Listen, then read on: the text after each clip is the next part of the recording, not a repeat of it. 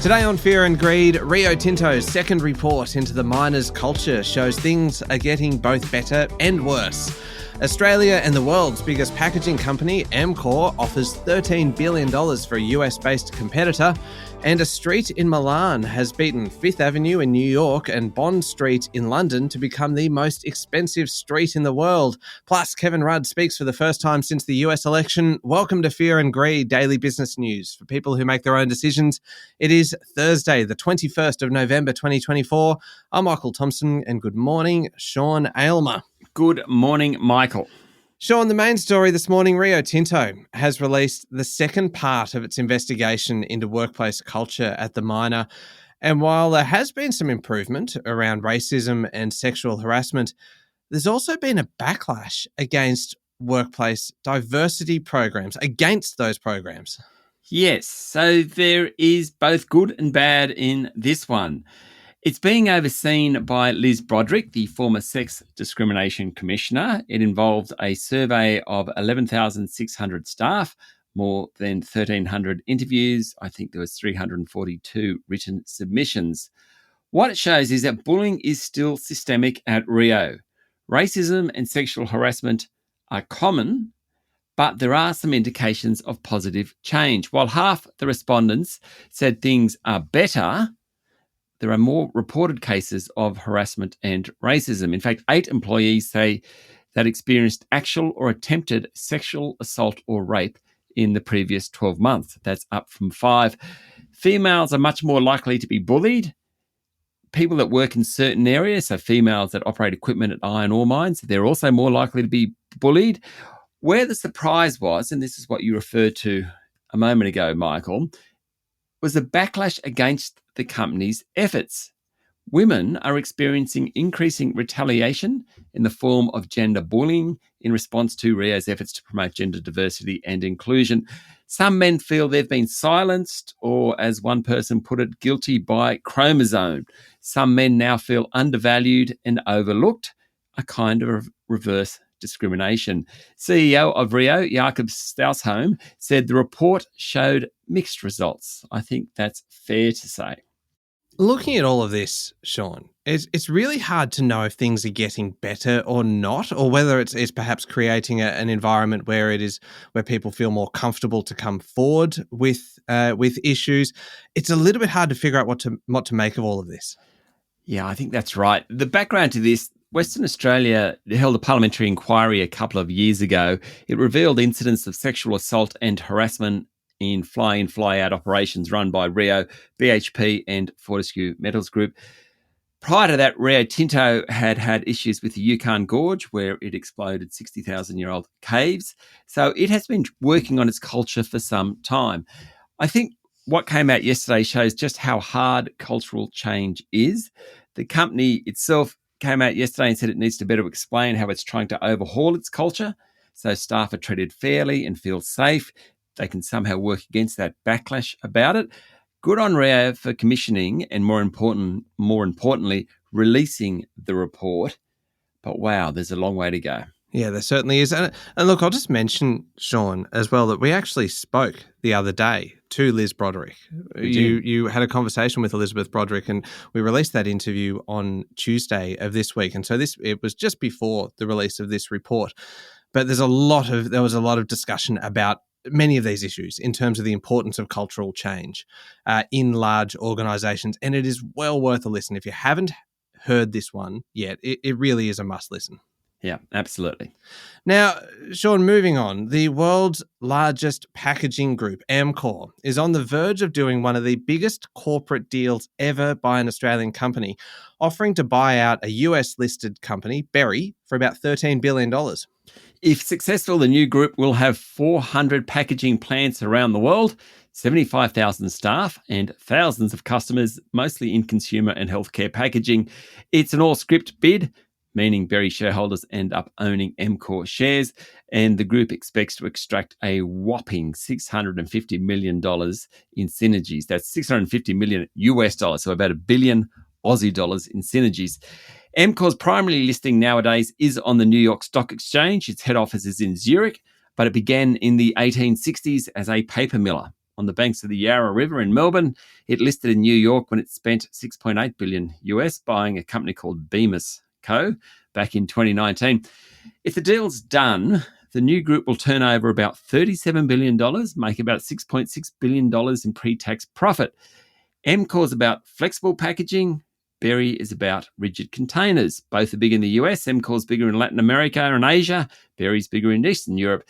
Amcor says a deal would create a bigger company better able to develop the future's sustainable packaging products. Sustainability is a major issue in packaging. We all don't use them, and think of the fact that we don't use those plastic bags to carry our groceries home. This is the sort of thing that these guys are working with all the time. It's a great example of an Australian company making good on the global stage. Whilst we have a history of it, and a bunch of companies now have done very well, CSL, WiseTech Global, James Hardie, Aristocrat Leisure, Cochlear, Lassie and Canberra, they've all done well. We've also had a bunch recently, the Lend-Lease, the banks, that have actually had to pull back because it just hasn't worked out for them. So good on Amcor. Yeah, good on them for thinking outside the box. You like that, don't you? Yeah, I've been sitting on that one since you started talking. I'm like, packaging joke. Anyway, much more to get on with, Sean. We'll be back in a moment with the rest of the day's business news.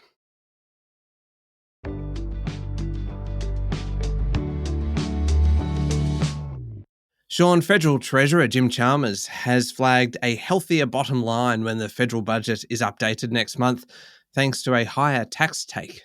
That's true, though lower iron ore prices and other commodities prices have worked against an even better outcome. In fact, commodity prices are down about 30% since the beginning of the year, while the budget for this financial year is running about $3.6 billion ahead of forecasts, according to finance figures. It's still likely to be a deficit. We have had a surplus in the last 2 financial years. The jobs market is strong. 4.1% unemployment, that certainly helps things. 2 reasons. More income tax, more people at work, paying more tax, more income tax, fewer social welfare payments because the unemployment rate is lower. Corporate tax take is actually expected to fall. All in all, there is expected to be a deficit this financial year, probably $25 to $30 billion, but that's better than where we thought it was going to be about a month ago. Australia's ambassador to the US, Kevin Rudd, has made his first public comments, Sean, since the US election, saying he'll work to deepen US engagement in the Indo-Pacific, and he was adding that American leadership remains indispensable. Yes, this is the same Kevin Rudd who called Donald Trump things like traitor to the West, most destructive president in history, personal favourite, the village idiot. Although, Michael, what we do have to remember, there's a piece in the Sydney Morning Herald last week by Peter Harcher, who I rate highly. And his point was that Donald Trump is really good at forgiving his enemies. So J.D. Vance was an enemy. J.D. Vance is now the vice president-elect. A bunch of the appointments he's made have said horror things about Donald Trump, but they changed their mind. The point is that Donald Trump seems to love a convert. And I tell you what, Kevin Rudd... His capacity for forgiveness, that's quite impressive. Yes. He's got to say the right things, apparently. That's right. Kevin Rudd sounding like a convert, I've got to say. Yeah, starting to. Yeah, he said that the Albanese government had done the work to work with a Trump administration. They're ready to go. The embassy in Washington has been waiting for this moment. He said he would try and sell Trump on the benefits of the AUKUS nuclear sub-deal to American industry and jobs. Only shame about yesterday, he came in, it was a pre-recorded chat, so no one could actually answer any questions. Bit of a shame. Yeah, that is disappointing. Mentioned Jim Chalmers before. The Treasurer has also flagged changes to how retirees will be able to use their superannuation with hopes that funds will offer more innovative products, Sean. That's right. This has been a big issue for a while. 2.5 million Australians retire over the next decade. The federal government wants reforms in the superannuation industry. They want things like, rather than getting a big lump sum when you retire, maybe you could get those in installments. Maybe some of these funds can offer money-back guarantees. That's effectively what annuity providers do, companies like Challenger, etc. Chalmers wants all these reforms in by mid-2026. Essentially, funds do a really good job in the accumulation stage, less good in the decumulation stage as people take money out, and the reforms aim to help that. Meanwhile, the monthly update from Chant West shows the median growth super fund in Australia was flat, or is up just 0.1% during October. But for the year, it's sitting at about 10.3%. Kevin Rudd back in 2012. I was just doing a little bit of Googling while you've been talking, Sean. Yes. And back in 2012, he told a forum in Melbourne that it's important for former political leaders not to be resentful, that it is pointless to hold grudges, that you must forgive and forget in public life, that people who are in political life, they carry things around for a lifetime and it poisons their soul. It feels like he is now maybe going to print out a copy of this article, pop it in the mail, send it off to the White House, and just go, Donald Trump, let's forgive and forget, shall we? Yeah. I wonder how he goes with that. Yeah. I honestly don't know. I just find that story fascinating. Let's talk markets, Sean. The share market might have hit a new high on Tuesday. It didn't last. It fell yesterday. It did, down 0.6% to 8,327 points. Telcos were among the hardest hit. Telstra was down nearly 2%. Industrials and consumer discretionary stocks also fell. Among the large caps, a bunch of them fell more than 1%. Westpac, Woodside, REA, Aristocrat Leisure, QBE, Xero, Brambles, Coles, etc., etc. CSL rose nearly 1%. Downer gave a disappointing update at its AGM. Its shares were down. Web Travel Group was supposed to report yesterday, but delayed for 7 days for some unknown reason. Just another interesting fact here. WiseTech Global is under fire for holding its AGM on Friday, tomorrow, virtually. It means Richard White won't have to physically front shareholders. Another interesting one, Sean, furniture retailer Nick Scali said profits could be lower than estimated a month ago because one of its logistics partners has collapsed. 200 containers full of sofas and dining sets are stranded at ports, mostly in China. So this forwarding company, Lion Global Forwarding, collapsed. Basically what it did was organised shipping companies to get stuff from China to Australia. Nick Scali realised there were problems earlier this month, and then probably even before that last month. They were asked to pay their bills early, never a good sign. Nick Scali obtained court orders for the shipping lines engaged by Lion to release the company's containers.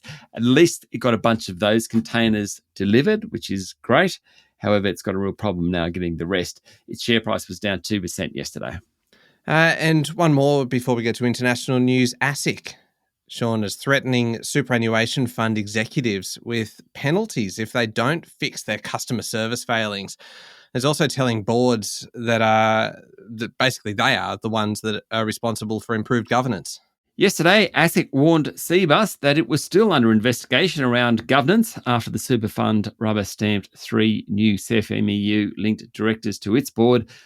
Over the past week, we've had ASIC launch action against Cbus, alleging it delayed paying up to $20 million in death and disability payments to people most in need. Cbus is also under fire for making payments to discredited union, the CFMEU. Another giant of the industry, Hester, will be forced to compensate more than 120,000 members who had their retirement savings stranded in unlisted property assets when valuations tumbled in the early days of COVID.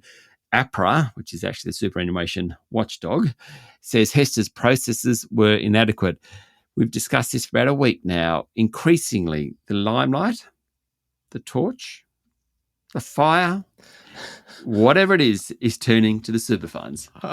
On the the dark underbelly? Was that what the term that you used on the weekend? Underbelly. The soft underbelly. Dark underbelly is probably a little bit extreme. Soft underbelly of having the blowtorch applied. Yeah. All right. Turning to international news now, Israeli Prime Minister Benjamin Netanyahu will pay $5 million to any Gaza resident who returns a hostage, plus ensure safe passage out of the war-ravaged territory. It's the latest twist in what's been pretty much unsuccessful attempts to get 101 hostages home. Talks between Hamas and Israel to free the hostages have stalled. That's after attempts to reach a ceasefire failed. Benjamin Netanyahu visited Gaza yesterday.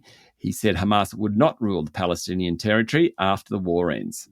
The final communique from the G20 released yesterday morning gave plenty of ground, Sean, on a bunch of issues, including allowing climate stragglers, Russia, China and India, really just giving them the okay to keep polluting beyond 2050. It was pretty weak. There was little direction about the war in the Middle East outside the G20's deep concern about the catastrophic humanitarian situation in the Gaza Strip and the escalation in Lebanon. Russia wasn't mentioned by name, and the statement watered down previous rhetoric on nuclear weapons. The communique was released as Russia stepped up threats of a nuclear response. That came after Ukraine struck a military base on Russian soil. It was the first strikes using US-made long-range missiles by Ukraine on Russia. Tensions are escalating there.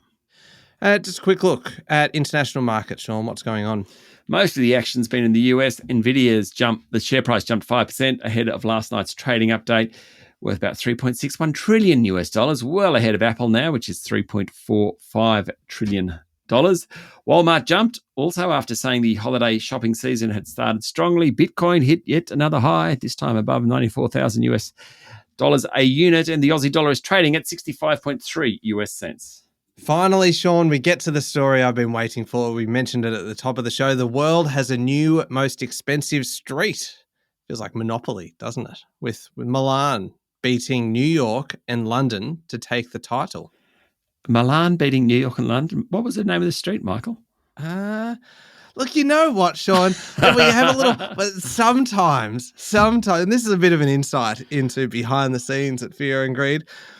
There's a bit of a standoff between us as to if there is something that we're just really not sure how to pronounce. There'll be a bit of debate, a little bit of argy-bargy behind the scenes, and I just try and leave you with it. You try and leave me with it. And really, Sean, today, it's all on you. Via Monte Napoleone. Oh, I got that wrong. Via Monte Napoleone. Via Monte Napoleone. You're pretty much fluent, aren't you? Oh, yeah, fluent in Italian. Via Monte Napoleone. That's what it's called. It's in Milan. Now, it's based on the top rents that landlords can charge. This street in Milan, Via Monte Napoleone, is up 11% over the last year, 30% over the last 2 years, 20,000 euros, about 32,000 Aussie, per square metre annually. Cushman & Wakefield, one of the big industrial property groups, track 138 global retail destinations, according to a report in the FT. This street in Milan, it benefits from affluent tourists. There's also a bunch of rich residents in Milan now, due to generous tax breaks from the Italian government. There's also fierce competition for prime real estate. Is the first European city to have a street to top the list in 34 years.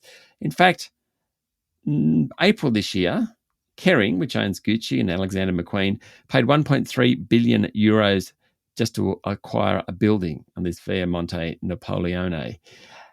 Coming in number 2, New York's Fifth Avenue, although rents actually fell there. Number 3 was Bond Street in the UK. Others of note, Michael, Avenue des Champs-Élysées. I've got myself in a... You can say this one. In quite the twist, haven't you? And I love the fact that the other one, you'd now said it like 4 or 5 times just to rub it in that you had nailed it. Champs-Élysées. Oh, my God, I've got myself all over it. The Champs-Élysées in Paris came in 5th. Pitt Street Mall in Sydney was 8th. That's so much easier to say, isn't it? Yeah. Pitt Street Mall. Oh, what a mess. Oh, goodness me. Look, after the show, coming up next, Sean, something that no difficult pronunciations in this one. It is the Property Pendulum, brought to you by Domain and Fear and Greed, where we are basically just looking at spring selling season, how the market has performed throughout, and this is local spring selling season. Forget New York, forget Milan, forget London. We are talking about Australia. And we're basically looking at kind of what's selling, who's buying, and the best advice for both sellers and buyers who are looking to make the most of the market right at this minute. And so it is good listening. It's coming up next in the Fear and Greed playlist on your podcast platform or at fearandgreed.com.au. Thanks very much, Sean. Thank you, Michael. It is Thursday, the 21st of November, 2024. Make sure you're following the podcast and please join us online on LinkedIn, Instagram, X, TikTok and Facebook. I'm Michael Thompson and that was Fear and Greed. Have a great day.